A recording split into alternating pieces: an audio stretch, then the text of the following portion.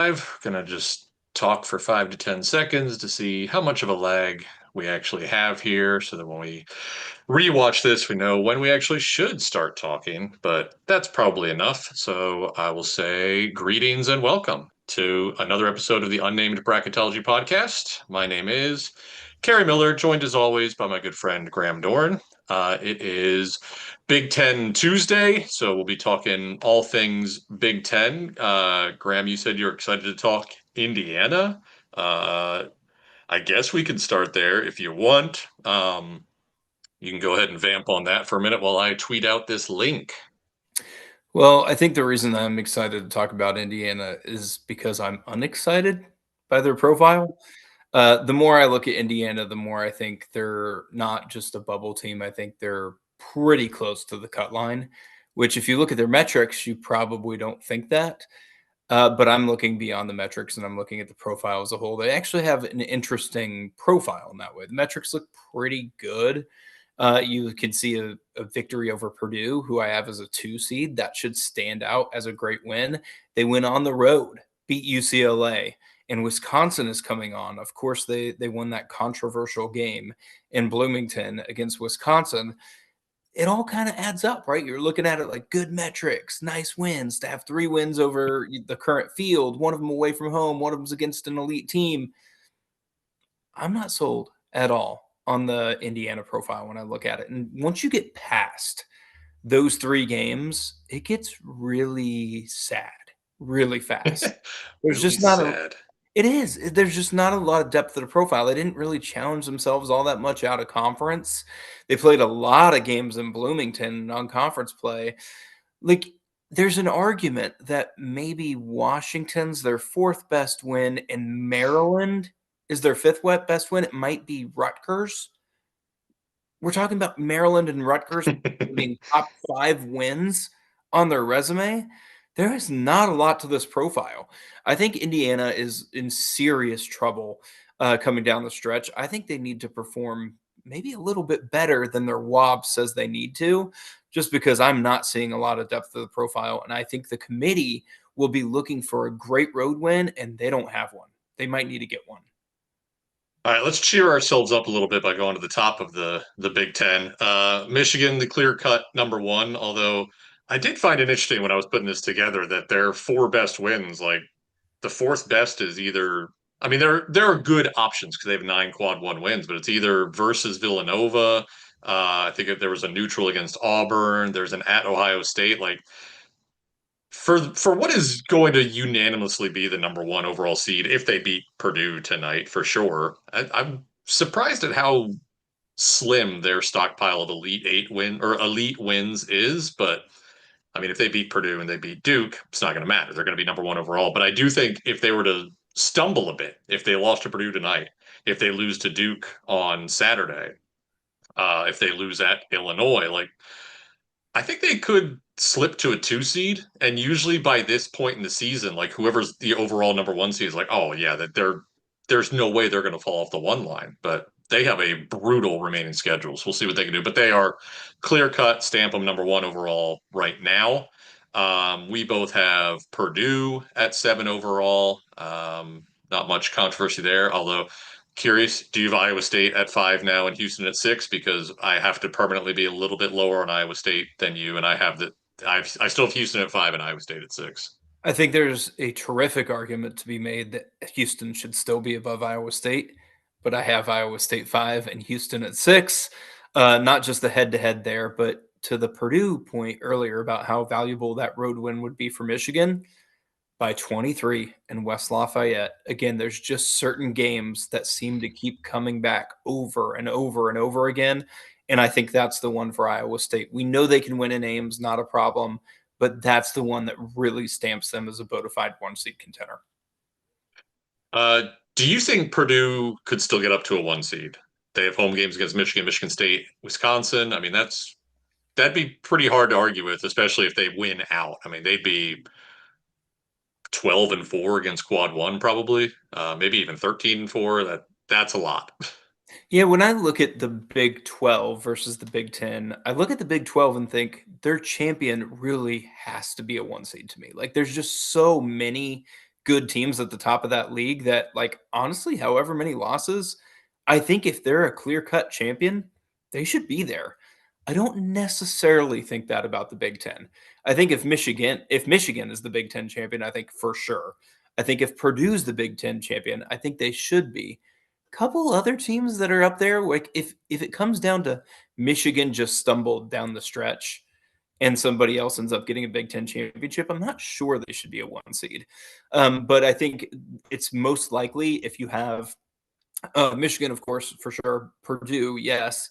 Illinois, I think probably, and Nebraska, I think probably. But like, if Michigan State were to get into a one seed or the number one seed in the Big Ten tournament, I don't know that they necessarily deserve a number one seed. And I'm not even sure that it would be Nebraska or Illinois or Purdue if it meant it's Michigan stumbling as opposed to them kind of really going out there and taking it. The comment in the chat from, and I'm going to butcher this, Matt Cat Ibayon, maybe, said Purdue has saved Indiana and UCLA seasons. And I noticed that when I was putting this list together today. That, like, and I think we talked about that like a week or two ago when Purdue was really starting to stumble and they looked like they might drop to like a 4 seed. It was like, man, is that as a home win over Purdue really? If that's all you have, is that going to get you in? I don't know. So we'll see how things end up going for those bubble teams. Let's go back up to the good teams. I think our difference on Illinois and Nebraska is just that I still have Kansas at 8. I assume you have Kansas at 10 or even 11. I don't know where you exactly land on the Jayhawks, but they're about right there next to each other in that 2-3 seed conversation, which we had on Sunday. I don't think we need to rehash that. Michigan State, we'll have plenty to talk about them in a couple of days when we get down to the final cut line of the top 16 reveal. That mock will be coming up 7 p.m. Eastern on Thursday. Rocco, Dave, Anthony, Matt. It's going to be a good time. Somebody was said they're sad that I won't. They like watching the Guinness affect me, and I said I should start doing shots of bourbon instead since we're trying to tighten this up a little bit. We'll see how alcoholic I'm feeling on Thursday. Anything on Illinois, Nebraska, or Michigan State you feel like we need to discuss right now, or save it for 2 days? No, I think we should talk about Wisconsin. Let's do it. All right. Wisconsin, we'll scroll a little bit further just so we're getting all those bubble teams in there. Not that Wisconsin's on the bubble. Um, yeah, and I said this on Sunday. I probably just vaulted them a little bit too much. I just kept them at 24. I didn't really scrub it since then, but boy, they've gotten really strong in a hurry.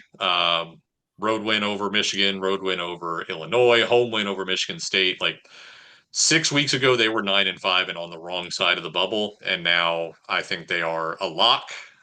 Whether that's 24 or 27, I mean, you could probably talk me down on them a little bit. I would have to even look at who I have at 25 through 27 right now that maybe should be ahead of Wisconsin. But what on the Badgers did you want to bring up? Well, I think two things. One, I kind of like where you have them compared to where I have them.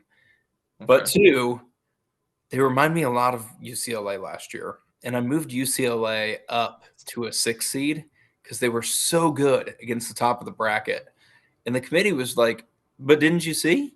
Look where their resume metrics are. Look where their qualitative metrics are. They should be a 7 seed. And it's kind of like, like it's staring at you like their metrics are telling you this team should be just about 28th in the country.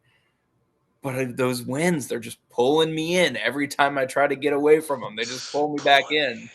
So I think Wisconsin's going to be an interesting team to monitor because at this point, I don't think it's about the quality wins. I think it's just about winning enough. They've got 4 road games coming up.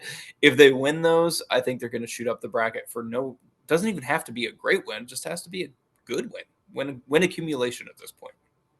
Yeah. I feel like when a team is like this, when all the metrics say a certain number, like you have to have them within probably 8 overall seeds of that number. Like St. Mary's, everything says they should be 36. SMU, everything says they should be like 35, 36. But I feel like you can like talk yourself down on teams. You don't have to be a slave to the metrics. And I think it works in this way with Wisconsin as well. But that is also what I was thinking. Like, as I was looking at the numbers, it's like, boy, did I go a little too high? But yeah, I think they're deserving because there are going to be teams also who are like right? 26 in the resume metrics, but then like 40th in the predictive metrics. So like kind of balances out. But I don't know. They're in for sure. Iowa, not so much. Even at 32 overall, I think they are still susceptible here. This time around, I put their actual NCAA WOB numbers as opposed to just their rank, which I did with the ACC yesterday. So they're at 1.7, which is not great, and they have a brutal remaining schedule. I think it could be a case of just like they're going to be similar to where North Carolina and Xavier were last year, where they're like maybe 1-11 against quad one. If they were to drop, both these games against Nebraska, this game against home game against Michigan, road game against Wisconsin, which I think they're projected to lose all of them. At that point, they would be, even if they win those Ohio State and Penn State games, 20-11 heading into the Big Ten tournament. They would probably be in that 8-9 game on Thursday. I think that's like an 11 a.m. tip off. So, in theory, the committee will factor that one in more so than they will anything, more than a couple of hours after that. That may well be a play in game for the Hawkeyes if they were to go 2-4 down the stretch. And I think if they do so, their WOB would drop to like a point 0.5 or something in that range. Like obviously it won't drop too much because they're not going to lose much for any of those individual losses to those upper echelon teams. But we both have Iowa as our last 8 seed. I don't think they're convincingly in. I mean, right now they have to be in, but I don't know that they're a lock. Anything you'd like to add on Iowa?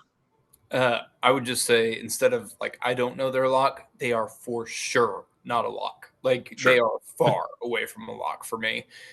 In fact, they're only 32nd because I can't find anybody else to put there. Like I don't think this Yep. is an 8 seed. I think this is a team that is simply buying time until the rest of the season goes by. They need to win games because they are not the profile of what I would expect to see from an 8 seed. And literally just look at it. Indiana, Washington, USC, UCLA, those are the best wins. Only one of those was on the road against a tournament team, and that team is a team that I had just put at 42nd overall. Indiana, they don't have a win over your top 35 overall seeds, Kerry. And if you don't have a win over the top 35 overall seeds playing out of the Big Ten, that's a problem because the Big Ten has plenty of quality win opportunities. So it's not that I don't like the Iowa team, although to be honest, they have not looked great the past week or so, but I just don't like the profile at this point. So plenty of opportunities for Iowa. They could definitely move up this seed list very quickly. The Yeah. Oh yeah. opportunities are there. Michigan, Nebraska again, Wisconsin, like they can move up so fast. But if they don't pick up a quality win or two there, they're not making the field. It just won't happen. Yeah, I mean they could easily climb to a 4 seed, I think. I mean, we saw how quickly Wisconsin went up with just a couple of really great wins. But they could also drop 4 seed lines if they just keep losing because they really don't have that marquee win. If anybody has any questions, throw them out in the chat and we'll try and get to them. Playing Devil's Advocate Pod says, get Ohio State out of our tournament at all costs. I mean, we can jump to there because they've gotten interesting as a bubble team. Not that they belong in the conversation right now, but they are, I feel like what Indiana was like 3 weeks ago before they beat Purdue and before they won at UCLA. They don't have, like, the Ohio State doesn't have, outside of that loss at Pitt, which is not good, but it's still a quad two game. They don't have anything terrible on their resume. They just don't have any quality wins, but there are still slightly above bubble, and they have these opportunities remaining. They get Purdue, Wisconsin, and Indiana at home. Now, I'm not looking at their specific, Torvik estimates of WOB at the moment, but I, if they go even 2-4, they're still going to have a pulse because they're going to get at least one pretty solid win in there over another bubble team, possibly on the road against Iowa. I mean, that might just knock the Hawkeyes out, and it's the Buckeyes who benefit from it. You said you have Ohio State as your fifth team out. I have them right there in that like sixth to eighth out range. But what are you thinking on the Buckeyes beyond just, can you win a damn quad one game, please? I think that's it, right? UNC won one last year, and that was enough. They played a tough schedule. I think if you look at Ohio State, they're actually more in this thing than they probably should be.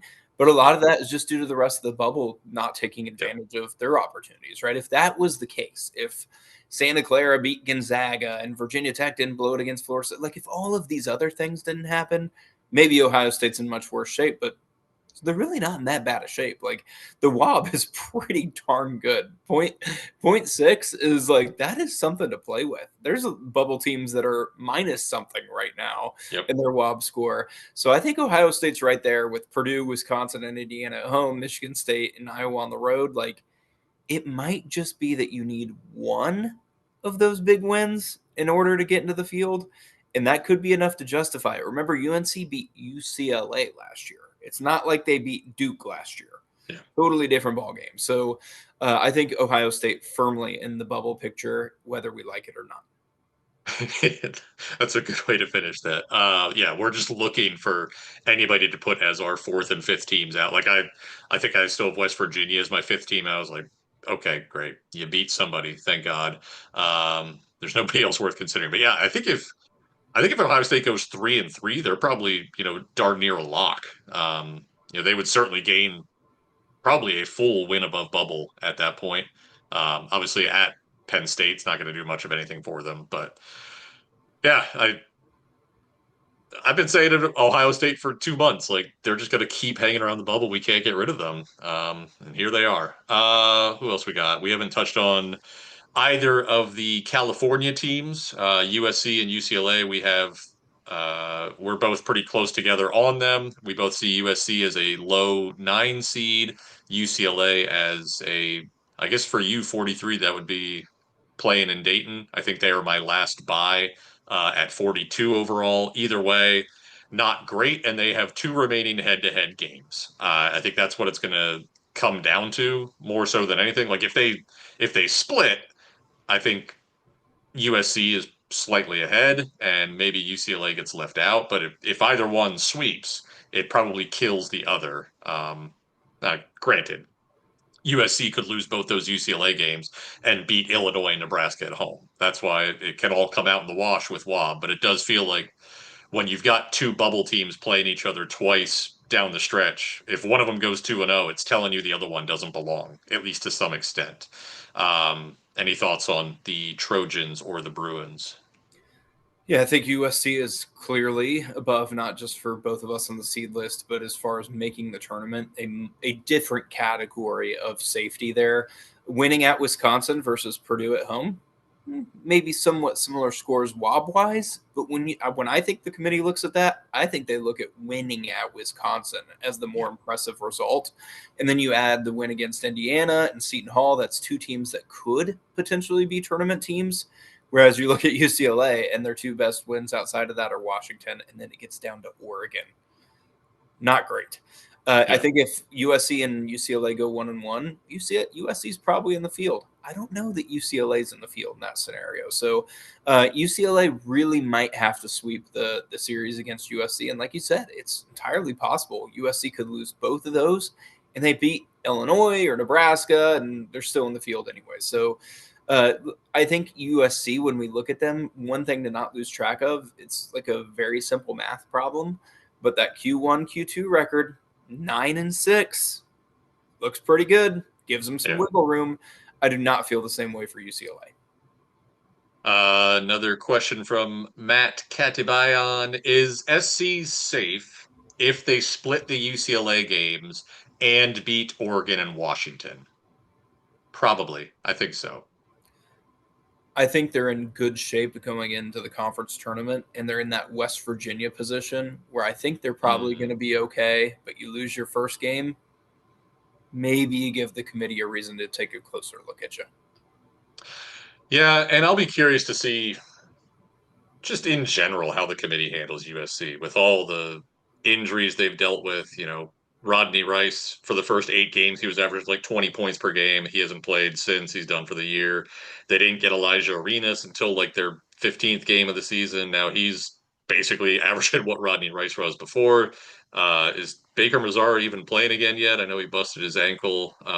So they have more individual like there are bigger injuries that happened around the country, like Caleb Wilson, like the Darren Peterson situation, that the committee can't possibly disregard. But I feel like USC's injury situation is so vast that it's going to come into the conversation where, like, if they're above bubble at all after all they dealt with, if they're at relatively full strength heading into the to selection Sunday, I think they get more benefit of the doubt than really anybody else on the bubble. But it will hinge on how healthy they are 4 weeks from now, 3 weeks from now, whenever that will be.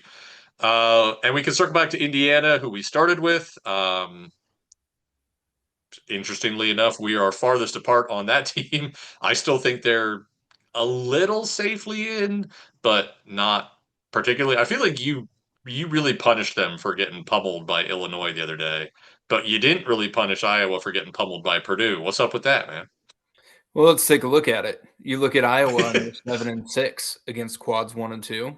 Iowa has a Yeah. little depth to the resume. Indiana doesn't, which is it's one thing when you have 8 losses. Now you have 9. You're looking at 4-9 against quads 1 and 2. That's that Notre Dame team from 2022 who just barely got in, and a lot of us thought they weren't even going to get in at all. And Yep. they really probably only got in because they were second place in the ACC, and the committee just did not want to touch that with a 10-foot pole, which, frankly, I don't blame them for not wanting to leave out the second place team of the ACC. Definitely, Indiana would not be getting similar respect if that's the case because they're way down the list on Big Ten standings. So, we can always talk about standings not really mattering, but really, the second place team in the ACC, that's a I don't know that I want to deal with the commissioner talking to me for 3 straight weeks. Indiana's not going to get that same respect, especially because they didn't schedule so hard out of conference. I think if I remember right, that Notre Dame team did beat Kentucky out of conference. I'm pretty sure they did, and that was part of why they got in. I think Indiana at 4-9 is major, major danger territory when you look at the Q1-2 record. So I just pulled the numbers while you were talking about that. Or excuse me, Indiana's remaining estimated wins above bubble. So if they won out 5-0, they would gain 2.69. So if they go 2-3, they would still only lose like a third of a win above bubble. And right now they're where are they at? One something, 1.28. So they would end up at right around 1 win above bubble. And just looking at that remaining schedule, I mean, I don't think 2-3 is enough. To your point, they're 4-9 against quads 1 and 2. And probably one of those wins would be at home against Northwestern. I don't think either of these is against Northwestern and Minnesota at home. I don't know if either of those is a quad 2. I'm pretty sure Minnesota is not. Northwestern might be borderline. So they could go 2-3, losing to Michigan State, Purdue, and Ohio State. They would be 4-12 against quads 1 and 2. And Wob would still say they're a win above bubble, which is kind of crazy. I mean, I guess it speaks volumes to the fact that they don't have a particularly terrible loss. They do have a pretty strong win over Purdue. At UCLA was probably like a point 0.6 Wob type of result. I do think that home win over Wisconsin is doing more and more heavy lifting than it was back when we first started really considering Indiana as a tournament team again when they beat Purdue and UCLA. Like now they have three pretty decent looking wins, even though they've only beaten two good teams recently. But yeah, I even 3-2. If they lose the Michigan State and Purdue games and all they do is end Ohio State's case for a bid and pick up home wins over Northwestern and Minnesota, I don't know if that's enough. They'd be 20-11 with a pretty bad Q1, Q2 record. I think you're right with them at 42 is the moral of the story here.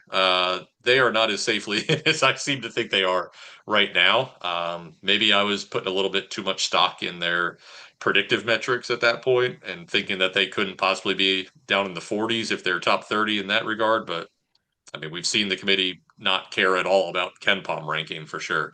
Anything else you want to touch on the Big Ten? I'm going to check the chat one more time. Yeah, I'll just add to that to the point about Ken Palm, right? The committee has shown in the past they don't always look at efficiency the same way, right? So Memphis didn't have great efficiency last year, but when Memphis played the top teams on their schedule, they brought it, and the committee really respected that. I think the same thing could apply last year when you're talking about Louisville. Louisville was fantastic when they weren't playing the top teams on their schedule, but when they did, they just got stomped over and Yeah. over again. And I think that could come into play here when you're talking about an Indiana team where it's like, why'd you punish them for losing in Champaign? I'm like, it really wasn't losing in Champaign by itself. It was not being competitive Sure. and being 4-9. It's like a combination of these things.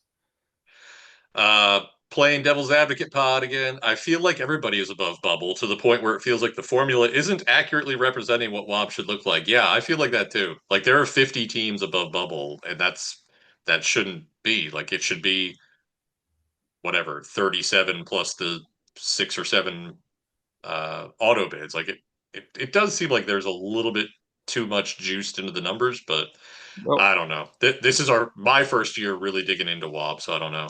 I do have a theory on that. Traditionally, when we're Yes. looking at bubble teams, what are we looking at in Q3 and Q4? Yeah. So at least a few bad losses. Yeah, I agree. These teams aren't losing those games, and so their wobs are getting a little bit more inflated than they would be most years. I noticed that I was looking at St. Mary's and Santa Clara last night that they are each 15-1 against combined quads 2 and quad 3. Like they only have one quad win between them, and it was that head-to-head home win that Santa Clara got. But they're both like pretty convincingly above bubble, even though they haven't done anything that you really want, a team to prove. So yeah, I think there's something to that there's just not the bad losses we're used to seeing. And then we'll wrap up with a question from Bryce Rorig, 8806. Just tuning in.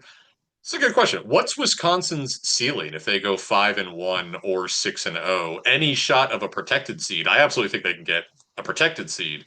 I don't know if they can get all the way up to like a 2 seed, but maybe. What do you think is Wisconsin's absolute ceiling? I don't think they play a tough enough schedule from here on out to get to a 2 seed, knowing, like, in a different year, maybe I'd feel differently, but the teams they're competing with to get on the Yeah. 2 line this year already have wins very similar to the ones Wisconsin has, and they just have more depth of the resume as well. So, I think in opportunities themselves, right? So even if Wisconsin picked up all these, probably the Iowa States of the world are picking up another quality win in Provo, and the Texas Techs of the world are probably doing the same. Like, it's going to be really hard to get up to a 2 seed. Could absolutely see a 3 seed for Wisconsin if they finish out strong. Yeah. I mean, I think even let's say 5-1, but they lose the at Purdue, which I think would be forgive. I mean, obviously they would want those wins, but I don't think they need that win after already getting those road wins over Michigan and Illinois. I think at this point it's a more of a numbers game for them. So if they go 5-1, let's say they lose at Purdue, they'd be 23-8, probably 4 to 5 games above 500 against quads 1 and 2.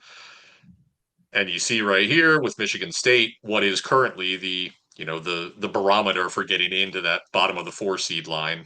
I think they could maybe catch up to that, but you see what the wob gap is. They would need to make up quite a 2.5, well, 2 1/3 wins above bubble, and even if they would gain, 2.3 or whatever, you assume Michigan State's probably going to gain at least a little bit down the stretch too, if they're still in the mix for that last 4 seed. So I think it's a 4 seed, absolutely, 3 seed, maybe. If they go if they go 6-0 and win the Big Ten tournament, I don't know. I know historically the Big Ten tournament doesn't matter, the championship game at least, but maybe they would be able to find enough, with all of these teams in the mix for a 3 seed already from the Big Ten, maybe they could easily swap something around there. But I think that is it for today. Where's this stop share button? There we go. All right. Huge slate of games tonight. Obviously, Michigan at Purdue, foremost among them. I assume that's the best game. It's Tuesday. Lock in. Get your quad box.